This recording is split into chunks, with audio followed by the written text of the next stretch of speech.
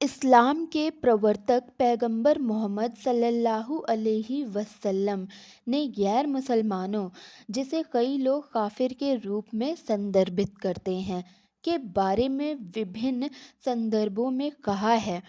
Islamic शिक्षाओं और कुरान के आधार पर पैगंबर मोहम्मद ने मुख्य रूप से लोगों को इस्लाम का संदेश दिया और उन्हें अल्लाह पर ईमान लाने की दावत दी। यहाँ इस संदर्भ में कुछ मुख्य बातें मैं आपको बताने जा रही हूँ। पहला है दावत, मतलब कि संदेश देना। पैगंबर मोहम्मद का मुख्य उद्देश्य सभी लोगों तक इस्लाम का संदेश पहुंचाना था, चाहे वो मुसलमान हो या गैर मुसलमान। उन्होंने इस बात पर जोर दिया कि सभी को एक ईश्वर की इबादत करनी चाहिए और सत्य को अपनाना चाहिए। धैर्य और सहिष्णुता, पैगंबर मोहम्मद ने गैर मुसलमानों के प्रति धैर्य और सहिष्णुता का व्यवहार करने का निर्देश दिया। मक्का में शुरुआती वर्षों में जब पैगंबर और उनके अनुयायियों को उत्पीड़न और कठिनाइयों का सामना करना पड़ा, तो उन्होंने धैर्य दिखाया और जबरन इस्लाम में प्रवेश कराने से बचने के लिए कहा। संवाद और संदर्भ, पैगंबर मोहम्मद ने संवाद और शांति के साथ लोगों को इस्लाम का संदेश समझाने पर जोर दिया। मदीना में उन्होंने यहूदी और ईसाई समुदायों के साथ मिलकर समाज चलाया और उनके साथ शांतिपूर्ण सह अस्तित्व की नीति अपनाई। जबरदस्ती धर्मांतरण और निषेध, इस्लाम में यह कहा गया है कि किसी पर धर्म को थोपना गलत है। कुरान की आयत कहती है, धर्म में कोई ज़बरदस्ती नहीं है। पैगंबर मोहम्मद ने भी इसका पालन किया और लोगों को इस्लाम के संदेश के प्रति स्वतः प्रेरित होने का आग्रह किया।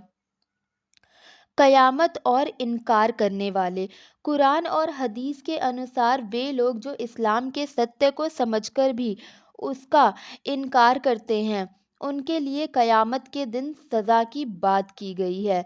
हालांकि इस सज़ा का निर्णय केवल अल्लाह के हाथ में है और पैगंबर मोहम्मद ने इसे अल्लाह पर छोड़ने का निर्देश दिया है।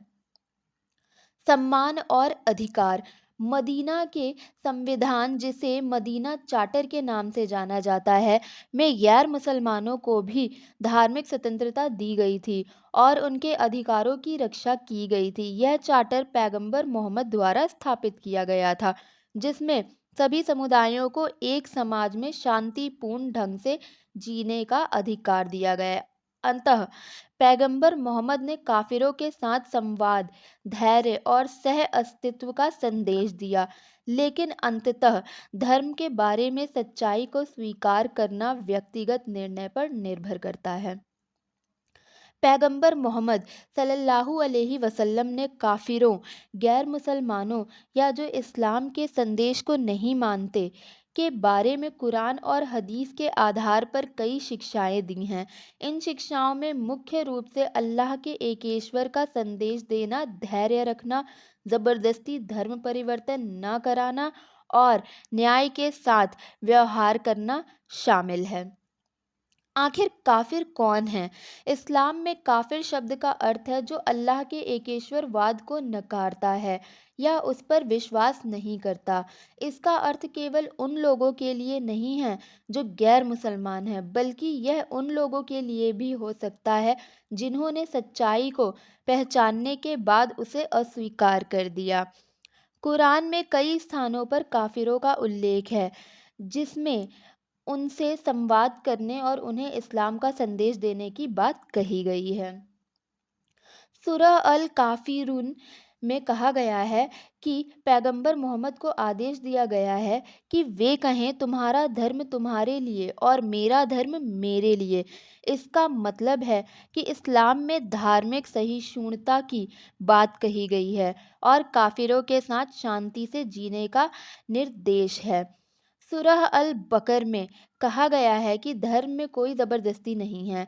इस आयत में यह स्पष्ट कर दिया गया है कि इस्लाम में ज़बरदस्ती धर्म परिवर्तन को मना किया गया है। پھر صلح اور اخلاص میں کہا گیا ہے کہ اللہ کے ایک ہونے کی گھوشنا کی گئی ہے، اور کافروں کو سمجھایا گیا ہے کہ صرف ایک اللہ کی عبادت کرنی چاہیے۔ پیغمبر محمد نے اپنے جیون میں کافروں کے ساتھ سمواد استھاپت کیا اور انہیں اسلام کا سندیش شانتی اور سہیشونتا کے ساتھ دیا۔ انہوں نے کبھی بھی کسی پر اسلام قبول کرنے کے لیے دباؤ نہیں ڈالا۔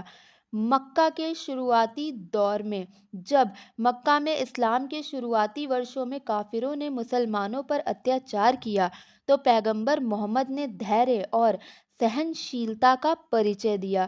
انہوں نے کافروں کے اتیاچاروں کا جواب ہنسا سے نہیں دیا بلکہ انہیں سمجھانے کا پریاس کیا۔ مدینہ کے سنویدھان مطلب مدینہ چارٹر، مدینہ میں پیغمبر نے وبھن دھرموں اور سمدایوں کے لوگوں کے ساتھ ایک شانتی سندھی بنائی جسے مدینہ چارٹر کہا جاتا ہے۔ اس میں یہودی، عیسائی اور انیہ غیر مسلمانوں کو دھارمک سوتنترتا دی گئی اور ان کے ادھیکاروں کی رکشا کی گئی۔ اسلامک قانون کے تحت کافروں کے ساتھ بھی نیائے پورن اور سمان جنک ویوہار کیا جانا چاہیے۔ اسلام میں دھرم کے معاملے میں کسی کو مجبور کرنے کی مناہی ہے۔ پیغمبر محمد نے کہا تھا کہ جو لوگ اسلام میں آنا چاہتے ہیں انہیں صحیح جانکاری دی جائے لیکن ان کا نرنے ان کی مرضی پر چھوڑ دیا جائے۔ پیغمبر نے یہ بھی سکھایا کہ غیر مسلمانوں کی بھی سہایتا کرنی چاہیے۔